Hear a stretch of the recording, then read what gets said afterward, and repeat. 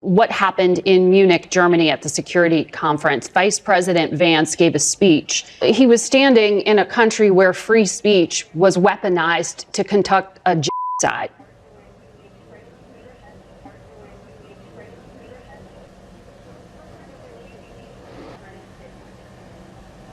Okay, Mr. Secretary, I'm told that we are out of time. I saw one of the most brain-dead takes yesterday from this journalist chick called Margaret Brennan. She's on Face of the Nation on CBS News or something. Okay. So she was interviewing Marco Rubio, who is the Secretary of State, I believe. And they were talking about a speech that J.D. Vance made in Germany. It was about, like, Trump's talks with, like, Putin and... What's the tiny Ukrainian guy's name again? Zelensky. Yeah, so he was talking about peace negotiations. And this chick's interviewing Marco Rubio. And she pivots somehow to free speech in snazzy Germany. I have to say snazzy Germany because we're at the start of a YouTube video. Oh, for f***'s sake, CBS. Any chance to bring up the snazzies? Yeah, so we've got a quick sponsor, then we'll have a look. Let's go! They say that when Chuck Norris was born, he drove his mum home from the hospital. That when he slices onions, the onions cry. That when the boogeyman goes to sleep at night, he checks his closet for Chuck Norris. I grew up watching Chuck Norris, and I recently saw a video of him working out. The man's in his 80s and still slays. Both him and his wife stay fit and active. He says he feels like he's still in his 50s, and she says she feels 10 years younger. And most importantly, after working out, they've still got plenty of energy for their grandkids. See, Chuck's got a secret weapon, and he's sharing it with the world through Roundhouse Provisions. He's made a video explaining his process you can watch by visiting chuckdefense.com/bear or using the link in the description. At a whopping 84 years old, Chuck's got the energy of a much, much younger man. And he does it by focusing on 3 things that sabotage our body as we age. It's super simple, and it's going to change the way you think about your health. Have a look for yourself. Visit chuckdefense.com/bear or use the link in the description and the pinned comment. I want to ask you about what happened in Munich, Germany at the security conference. Vice President Vance gave a speech, and he told U.S. allies that the threat he worries about the most is not Russia. It is not China. He called it the threat from within, and he lectured about what he described as censorship. I mean, Germany does have some pretty bad censorship, as we're going to see later in this video. Like, they've got tough hate speech laws and stuff. I mean, Australia's not too much better, but Germany's like the next level. She's got big titties. Does she? Yeah, but it could just be the turtleneck. You know how chicks' titties always seem to look bigger in turtlenecks? Yeah, they do actually. It's like hiding the neck elongates the titties somehow. Have a look. Oh yeah, there's some tig old biddies. Anyway. Mainly focusing, though, on including more views from the right. He also met with the leader of a far-right party known as the AfD. That chick looks really German, doesn't she? She does, yeah. So she's the leader of the AFP, I think it is, who are like a far-right party in Germany. They're under surveillance. They're under investigation. I don't know much about them, but I mean, they could be under investigation for anything. It's Germany. Yeah. I'm just picturing her with her hair in a braid crown. Are you still on the titties? No, I'm not on the titties. I'm on to the German chick now. Oh, right, yeah. She looks like she could be a typical snazzy if you put her hair into a braid crown. You know, like the chick in Indiana Jones when they're in the tower and they turn around in the fireplace and then they get busted by that chick and she smiles and then she goes, "Alarm!"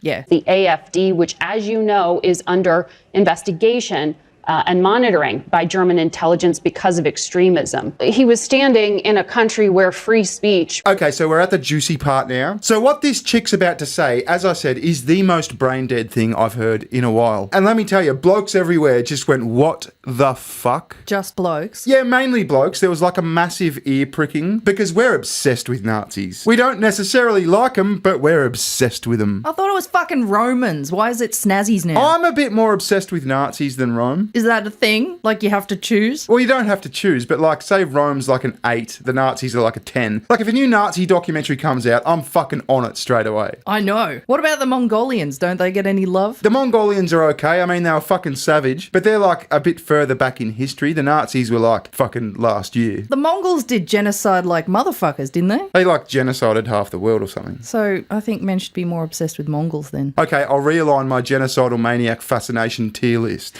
Fucking hell. Kyle, I've sidetracked you again. Back to Alice Schnitzel. Well, he was standing in a country where free speech was weaponized to conduct a genocide. Okay, that's what I'm talking about. That is fucking so retarded. So she's arguing that the Holocaust happened because there was too much free speech. What? Yeah, she's saying that free speech was weaponized and then the Holocaust happened. I mean, the Nazis were famously anti-free speech. Yeah, burning books and shit. Burning books, banning political parties, banning newspapers, banning radio stations. I mean, you could fucking dob on your neighbours and get them sent to a camp. Yeah, I mean, the extent of my knowledge is once again Indiana Jones, and I'm just picturing that big bonfire where they're burning all the books. Yeah, I mean, pretty quick off the bat after Mustache Man got in, they had the decree of the Reich President for the protection of the people and state, also known as the Reichstag Fire Decree. And then not long after, they had the Enabling Act. That was where, like, Mustache Man fully became like a fucking dictator, like what he says goes. So, I mean, this statement is just fucking ludicrous. It's just so brain dead. Anyway, let's get back to it. And he met with the head of a political party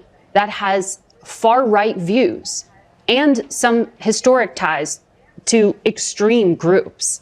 The context of that was changing the tone of it. Do you think she's just making this up on the spot? I think the turtleneck is cutting off the circulation to her brain. The tits are swollen and the brain is failing. Like, hear how she was stumbling on her words there? Do you reckon that she's got like an earpiece in and the producer, a bloke, is going, listen, bitch, that's fucking way off. Yeah. Just say some shit about far right and how they're under investigation. Fuck, bail, abort. The dude in the earpiece is like, all right, we want you to make a connection between Trump and the snazzies. And you know that the censorship I have to disagree with was you. specifically about the right. No, I have to disagree with you. Free speech was not used to conduct a genocide. The genocide was conducted by an authoritarian Nazi regime that happened to also be genocidal because they hated Jews and they hated minorities and they hated those that they had a list of people they hated, but primarily the Jews. There was no free speech in Nazi Germany. There was none. There was also no opposition in Nazi Germany. They were a sole and only party that governed that country. So that's not an accurate reflection of history. I also think it's wrong. Again, I go back to the point of his speech. Now, I'll cut this short because this is rather disappointing. What I wanted to happen was I wanted him to stop there and have her go, what I meant, you know what I mean? But he bangs on about JD Vance and his speech and Russia and Ukraine and shit. And he doesn't get in a to and fro with her. So we'll fast forward through the rest of his response and have a look at the end of the segment. It's pretty anticlimactic. The point of his speech was basically that there is an erosion in free speech and intolerance for opposing points of view within Europe, and that's of concern because that is eroding. It's not an erosion of your military capabilities. That's not an erosion of your economic standing. That's an erosion of the actual values that bind us together in this transatlantic union that everybody talks about. And I think allies and friends and partners that have worked together now for 80 years should be able to speak frankly to one another in open forums without being offended, insulted, or upset. And I spoke to foreign ministers from multiple countries throughout Europe.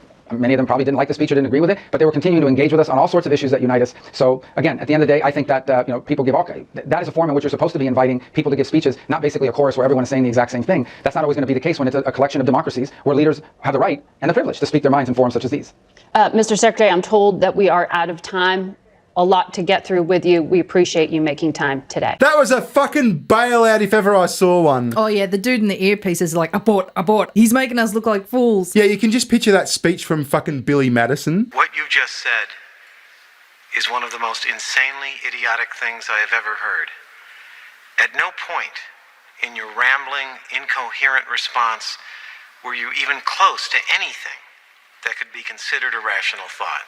Anyway, so that was that. Then I saw this other clip floating around. This is an American 60 Minutes piece on the actual current state of free speech in Germany, and let me tell you, it's fucked. When was this made? This is like recent, like last week. Now, as I said, Australia's not too far behind. Like during COVID and shit, we had like pregnant mums being arrested. Oh yeah, that was fucked. For like speaking out against lockdowns and shit like that. So we're not too far behind. But Germany are another level of fucked. So this 60 Minutes chick is sitting down with 3 German prosecutors asking about like, is it illegal to insult someone? This is incredible. Watch this. Is it a crime to insult somebody in public? Yes, it is. And it's a crime to insult them online as well? Yes. The fine could be even higher. Yeah. if you insult someone in the internet. Why? See, Australia's not that bad. I haven't heard of any case in Australia where, like, someone's been arrested for insulting someone. We've come close to it. Remember Isaac Butterfield was called up in front of, like, the Queensland Human Rights Tribunal? Ah, yes, for being racist to Aboriginals. Yeah, for making jokes about Aboriginals. So we're not too far behind, but this is just another level. Look at the vast difference between this German chick's turtleneck and the other chick's turtleneck. Also, have you noticed there's two types of German chick? There's the really hot barmaid ones, and then you've got the big hulking water polo player chicks. Yeah, I have noticed that, actually. It's always one or the other. But you know what's real sinister about the German people? Is you could make a movie about the fucking Holocaust, one of the camps in the Holocaust, like Schindler's List or something, and you could put either one of those chicks as the commandant of the camp, and it would be believable. Like, they've both got this evil vibe. In one instance, it's kind of sexy. In the other, it's kind of terrifying. Kind of like German porn, like Scheiße porn and shit. Well, I mean, yeah, okay. It's not sexy, but yeah. But it's terrifying. Scheiße. Anyway, back to this fucking clip. Because in internet, it stays there. If we are talking here face to face, you insult me, I insult you, okay, finish. But if you in the internet, if I insult you or a politician, That sticks around forever. yeah, That is so fucked. If I insult you or a politician, the fine will be higher if it's on the internet. You can't insult a politician in Germany. I know, that's fucking crazy. I'd be in massive trouble for insulting saggy turtleneck tits over there if I was in Germany. Yeah, but that's fucked. I mean, we absolutely fucking shit on Anthony Albanese here in Australia. Oh, you got to do it. Oh yeah, some of the shit on Twitter is fucking gold. Remember he was talking about banning memes a few months ago, or he said like he wants to ban them because he just had the shits up because everyone was fucking memeing on him. Yeah, and then someone made a cartoon series about him, about that exact issue where he bans memes because people are picking on him. Yeah. So funny. Ew, I don't like that. Delete. And I don't like that. Delete. Oh, wow. So that's the East Safety Commissioner. Yep, real name Julie Inman Grant, a disgruntled former Twitter employee with ties to the World Economic Forum. We pay her $450,000 a year. No, delete, delete, delete. Whoa, so she can delete anything from the internet? Pretty much. She started just deleting this dangerous, harmful stuff, but now we just let her delete whatever she wants. Misgendering? Delete?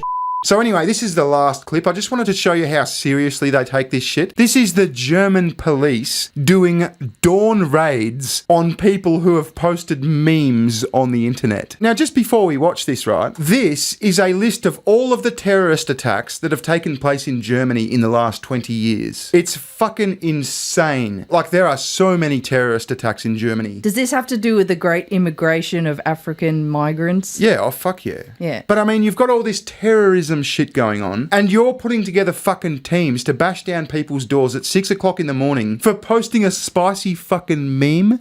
It's kind of insane, isn't it? Please open the door. We want to know if you have any memes in your attic. Yeah, watch this. It's 6:01 on a Tuesday morning, and we were with state police as they raided this apartment in northwest Germany. The German language is just evil sounding, isn't it? A shooten Wagen, Wagen, Memen posten, a liegen jagen, a rasten Handkuffen. Sprockets. Now is the time on Sprockets when we will dance. Now's the time on Sprockets when we die! Yeah, I mean, it had just had another layer of scary. You've got these German cops knocking on your door. Oh, my nipples. Inside, 6 armed officers searched a suspect's home, then seized his laptop and cell phone. Prosecutors say those electronics may have been used to commit a crime. May have been used to commit a crime. Fucking hell. What, did they insult a politician? Fucking hell. That is so bad. Yeah, I mean, they haven't really changed, have they? They're fucking clamping down on political parties they don't like. They're doing dawn raids for fucking memes. They're censoring social media. I mean, minus all the fucking genocide, obviously. It's not that far from fucking Nazi Germany, is it? The crime? Posting a racist cartoon online. At the exact same time across Germany, More than 50 similar raids played out. More than 50 similar raids played out. Oh my God, they're like fully pushing the door in. So on this one morning in Germany, they did 50 raids, 50 plus raids for racist cartoons, probably posted on Twitter. What happens if they don't open the door for them? Do you think they'd battering ram the door in? Yeah, probably. For memes? Yeah, I mean, they're the cops. Yeah, naturally they would. Fucking hell. Part of what prosecutors say is a coordinated effort to curb online hate speech in Germany. Yeah, so that was fucked. This bimbo has just made like the biggest, I mean, that's got to be like a career-ending move, doesn't it? Like that is so incredibly fucking dumb. Is Germany one of the countries that have censored Twitter? Yeah, big time. Yeah, thought so. Anyway, I thought that was interesting. Thanks very much to this video's sponsor, Roundhouse Provisions. Visit chuckdefense.com/bearing for more information. Visit SugarTits, she has a channel. Please do. And we'll catch you later. All right, ta-ta. Bye-bye. See ya. Recession, recession. Giving better times, giving better times.